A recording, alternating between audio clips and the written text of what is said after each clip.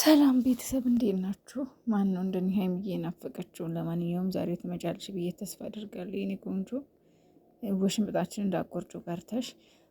ሌላ ደግሞ ብዙ ጊዜ ማለት ነው ልጁ ተከፍሎት ነው የሚል መረጃ በውስጥ ይደርሰኛልና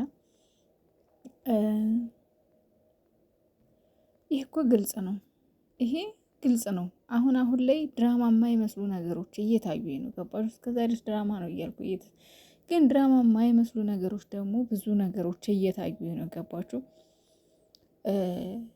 ማለት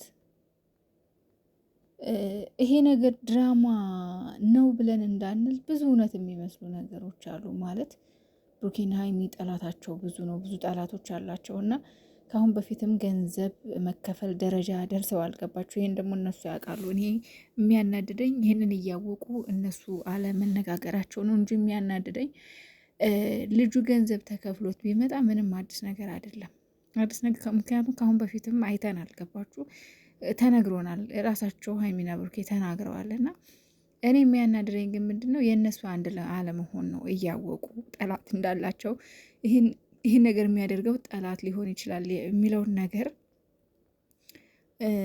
አለማሰባቸው ያናድረኛል። በእውነቱ ያሳዝነኛልም። ግን ደግሞ ይህ ልጅ እውነት ተከፍሎትም ቢመጣ ደግሞ እኔ በምን አምናለሁ መሰላችሁ? እውነት የሚባል ነገር አለ። እውነት ራሱን ፈቅሎ ይወጣል። ውሸት ለጊዜው ነው የሚገናው።